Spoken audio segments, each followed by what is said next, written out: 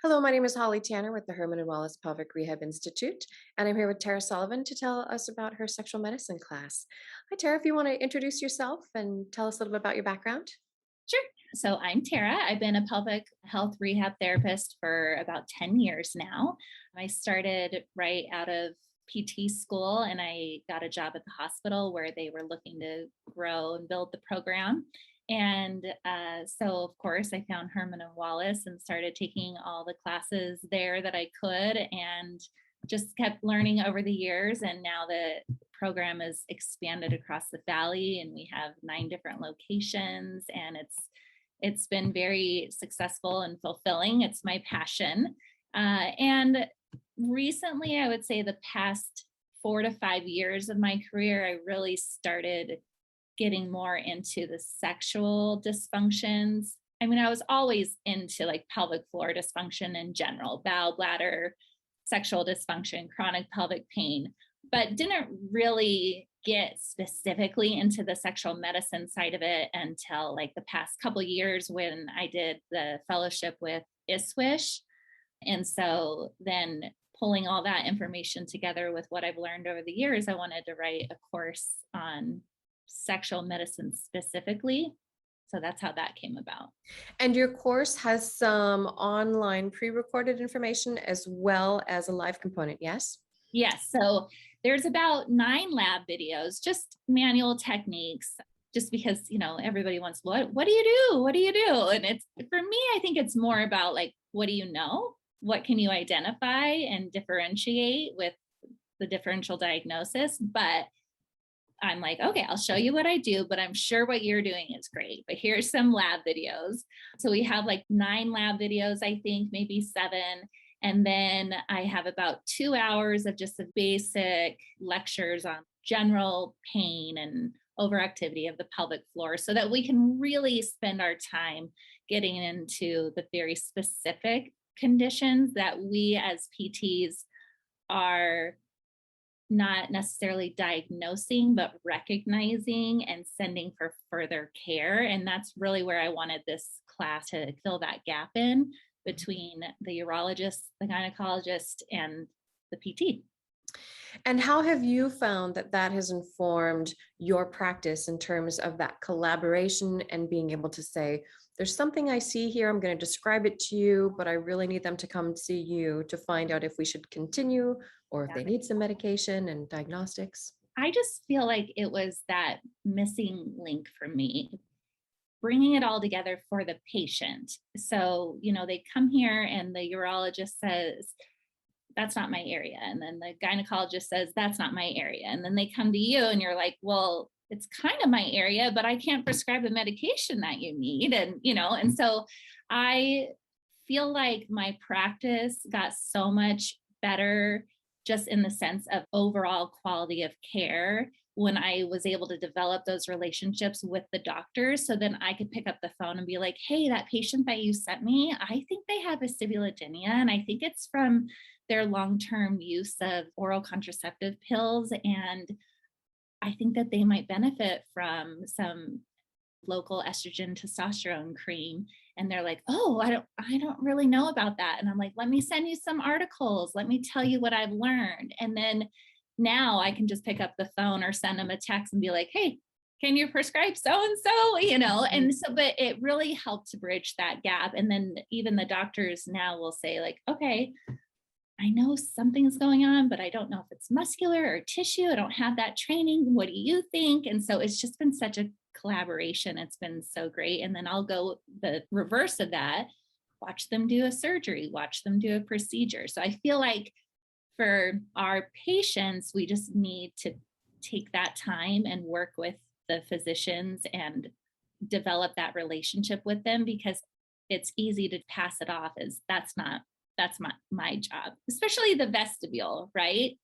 The gynecologist goes right through it, looks into the vaginal canal, and then the urologist is like, I'm going to look at the urethra, but I'm not really looking around it, and let me just stick that scope in. So it's like, it really, to me, was, I just wanted to bring it all together. Mhm.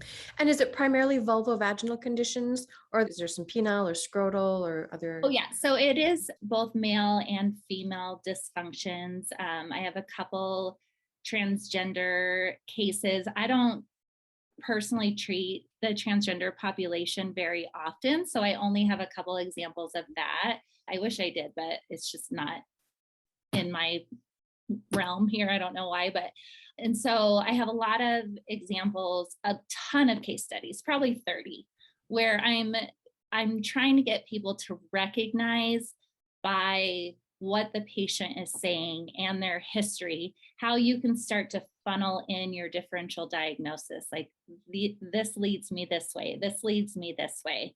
And so I have, let's see, so with the female dysfunctions, we have all the different types of vestibulodynia and all the different types of causes. We have all the different skin conditions. And it's not necessarily something that maybe they didn't learn that in one of the pelvic floor series, but I wanted one class where they could just talk about all the sexual dysfunctions, and get into maybe some of the ones that we don't see as often but are present. Like we talk a little bit about PGAD. We talk about, oh, with the male dysfunctions, we talk about spontaneous ejaculation and urethral discharge and post finasteride syndrome.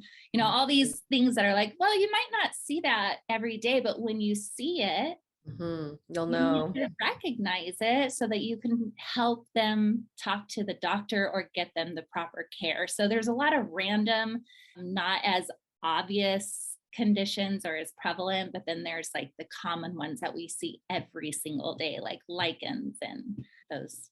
Mhm. And can you explain what Ishwish is, and then also how that really uh, combined together with the current knowledge base you already had?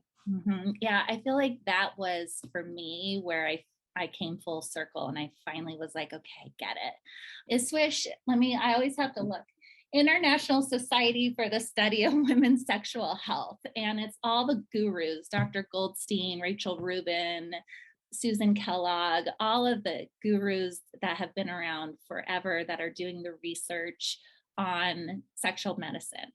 I started attending their conferences and then I became a faculty member and I present at their annual fall meeting here in Scottsdale. And then I ended up doing the fellowship. And it was like every year I would attend the conference and it took me a couple years to just soak it all in and really apply it. And because it was a medical conference, so some of that stuff's just going over my head. You know, I don't always understand all the chemistry that they're talking about, but every time I would just take a little snippet and that's, oh, that patient that had that sticky discharge.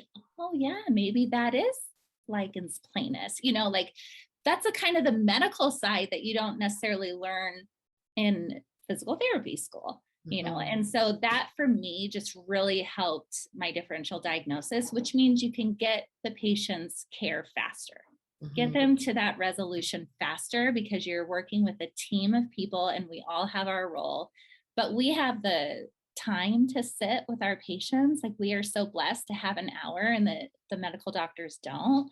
And so for us to really have that time and figure out their history and what they've been through and what they, you know, could be the cause of it. And we have the time to be the detective and help them get the care they need, whether it's with us or in conjunction with something else. But my goal is to never tell someone, well, I can't help you because it's not muscular. Mhm. Like, you know, I can. And what are some of the biggest goals or questions that participants come into your class wanting to learn? Like perhaps if you discuss at the beginning of your class, why are you here? What are your goals? Or if simply you're hearing a lot of the same questions come up in class. Is it how to ask sensitive questions, how to get more comfortable with that? Or is it more about that differential diagnosis pathway? I think it's more about the differential diagnosis. A lot of them are like, oh my God, I always wondered what that was. And I have a ton of pictures and I'm like, I know you guys have seen this before. So I think a lot of it is the differential diagnosis.